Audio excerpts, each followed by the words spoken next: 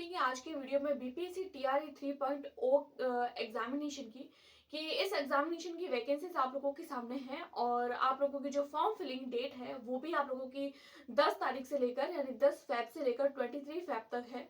तो फिर जब हम लोग फॉर्म फिल करेंगे तो फॉर्म फिल करते टाइम में हम लोगों को कुछ कुछ इंपॉर्टेंट डॉक्यूमेंट्स की जरूरत रहती है। तो आज के वीडियो में मैं आप लोगों के साथ में डिस्कस करने वाली हूँ कि कौन कौन से ऐसे इंपॉर्टेंट डॉक्यूमेंट्स है जो आप लोगों को केयरफुली जो है वो सबमिट करने हैं और कौन कौन से आप लोगों को डॉक्यूमेंट्स सबमिट करने हैं और कौन कौन से नहीं करने हैं, किसकी जरूरत रहने वाली है और किस किस की जरूरत नहीं रहने वाली है। लेटेस्ट डॉक्यूमेंट्स आप लोगों को चाहिए यानी कि एकदम अगर आप लोग फोटो ले रहे हैं तो भी आप लोगों को लेटेस्ट चाहिए। अगर आप लोग किसी भी तरीके का प्रमाण पत्र ले रहे हैं तो वो भी अभी के टाइम पे बना हुआ हो यानी कि 2 साल 3 साल पहले तक का ही बना हुआ हो। इस तरीके का आप लोगों का जो भी सर्टिफिकेट हो वो लेटेस्ट सर्टिफिकेट होना चाहिए, ताकि अगर आप लोग फॉर्म फिल कर रहे हैं तो भी आप लोगों के फॉर्म फिलिंग में गड़बड़ ना हो। क्योंकि एक बार अब जब फॉर्म फिलिंग में गड़बड़ हो जाती है फिर हम लोग वेट करते हैं कि हम लोगों को जो है वो फिर से मौका दिया जाए इसको ठीक करने का, रिकरेक्ट करने का। तो कई बार हम लोगों को चांस मिल भी जाता है और कई बार नहीं भी मिलता है।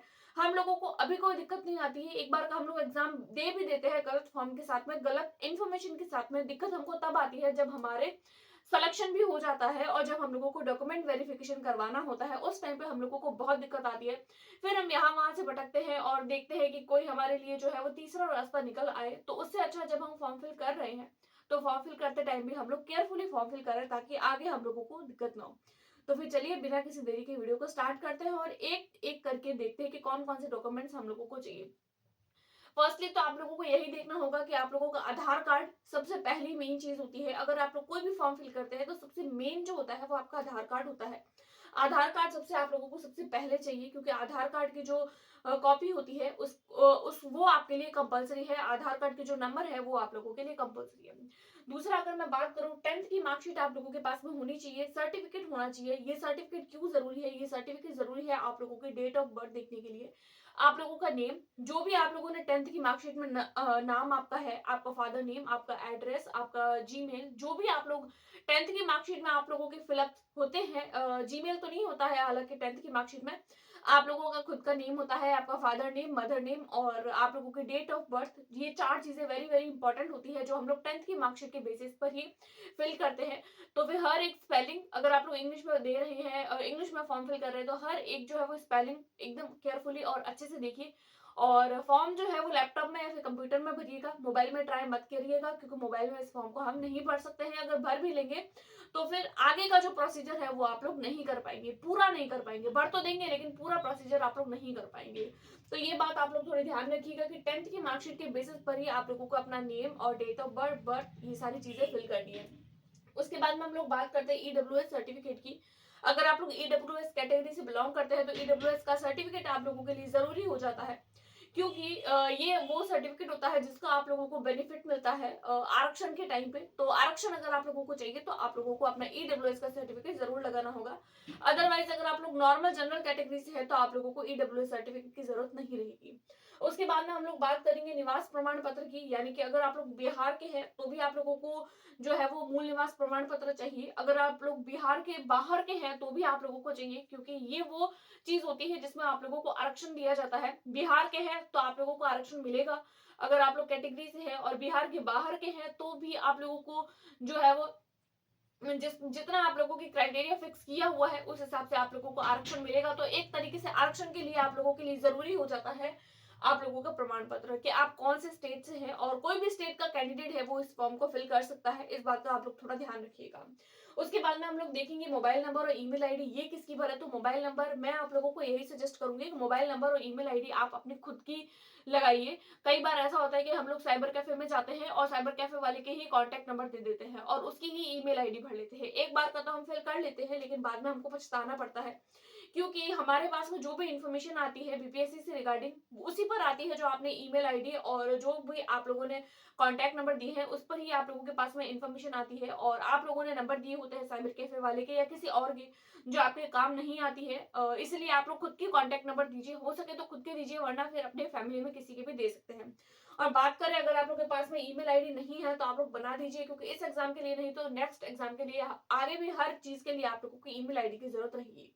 तो ये कुछ कुछ बातें हैं जो आप लोगों को ध्यान में रखनी है और इन चीज़ों की ज़रूरत रहेगी। उसके बाद में हम लोग बात करेंगे सर्टिफ़िकेट्स की, तो कौन-कौन से सर्टिफ़िकेट चाहिए। तो आप लोगों को दिव्यांगता का सर्टिफ़िकेट अगर आप लोग हैं, डिसेबल्ड हैं किसी भी तरीके का, अगर आप लोगों के अंदर डिसेबिलिटी है और अगर आप लोग उसमें भी आरक्षण लेना चाहते हैं, क्योंकि हम लोगों को पता है कि डिसेबल्ड जो होते हैं उनके लिए अलग से जो है वो रिज़र्वेशन होते हैं, सीट्स होती है और कुछ ज़्यादा ही बेनिफिट मिलता है। तो अगर आप लोगों के पास में सर्टिफ़िकेट है, न्यू सर्टिफ़िकेट है एकदम लेटेस्ट, तो आप लोग ज़रूर उसको भी डालिएगा। उसके बाद में हम लोग देखते हैं शैक्षणिक प्रमाण पत्र। तो देखिए शैक्षणिक प्रमाण पत्र हर तरीके का चाहिए। 10th की आप लोगों के पास में जो है वो सर्टिफिकेट होना चाहिए, 12th का होना चाहिए। इसके अलावा बात करें डीएलएड, अगर आप लोग 1 to 5 के लिए फॉर्म फिल कर रहे हैं तो डीएलएड होना चाहिए, और 6 to 8 के लिए कर रहे हैं तो आप लोगों के पास में बीएड होना चाहिए। उसके अलावा बीएससी या फिर बीए यानी ग्रेजुएशन का आप लोगों के पास में जो भी सर्टिफिकेट है, ये कुछ इंपॉर्टेंट सर्टिफिकेट जो भी आप लोग अपनी जो है वो क्वालिफिकेशन एजुकेशन के हिसाब से जिस भी लेवल का फॉर्म भर रहे हैं उस लेवल का जो भी आप लोगों का सर्टिफिकेट है जो आपके रिक्वायरमेंट को फुलफिल कर रहा है, तो वो फॉर्म्स और वो सर्टिफिकेट्स आप लोगों को चाहिए। वो आप लोग अपनी अपनी जो है वो क्राइटेरिया के हिसाब से कि आप किस लेवल का फॉर्म फिल कर रहे हैं उसके हिसाब से आप लोग अपना अपना देख लीजिएगा कि किस तरीके का। मान लीजिए आप लोग 11th-12th का दे रहे हैं तो आप लोगों को अपना मास्टर डिग्री का भी सर्टिफिकेट चाहिए होगा। तो ये कुछ कुछ बातें हैं। उसके बाद में बात करते हैं बीएड और डीएलएड की। तो अगर आप लोग 1st to 5 के लिए फॉर्म फिल कर रहे हैं तो ऑब्वियसली डीएलएड चाहिए, और अगर आप लोग 6 to 8 या फिर उसके आगे लेवल के कर रहे हैं तो बीएड चाहिए, जिसका सर्टिफिकेट आप लोगों के पास में होना जरूरी है। उसके बाद में सी टेट एस टेट इसका भी सर्टिफिकेट होना चाहिए। सी टेट का रिजल्ट अभी तक आया नहीं है, आई होप 23 से पहले पहले आ जाएगा। तो वो कैंडिडेट जो जिन्होंने अभी जनवरी वाला पेपर दिया है तो वो भी इस एग्जाम के लिए अप्लाई कर सकते हैं अगर उन लोगों का रिजल्ट आ जाता है।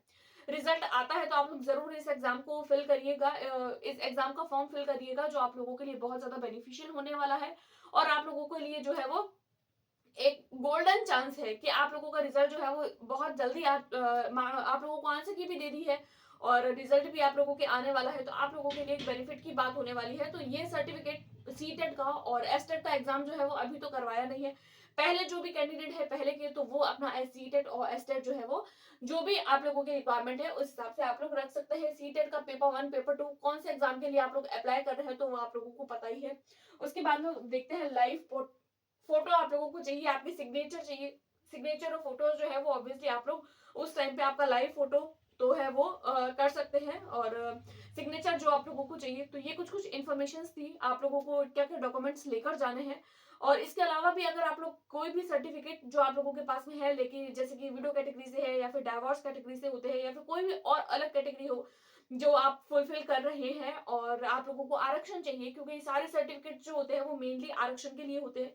अगर आप लोगों को लगता है कि आरक्षण के लिए आप लोगों को जरूरत है इन सारे सर्टिफिकेट्स की, और भी अगर कोई सर्टिफिकेट आप लोगों को इम्पोर्टेंट लग रहा है तो आप उसमें जरूर फिल करिएगा।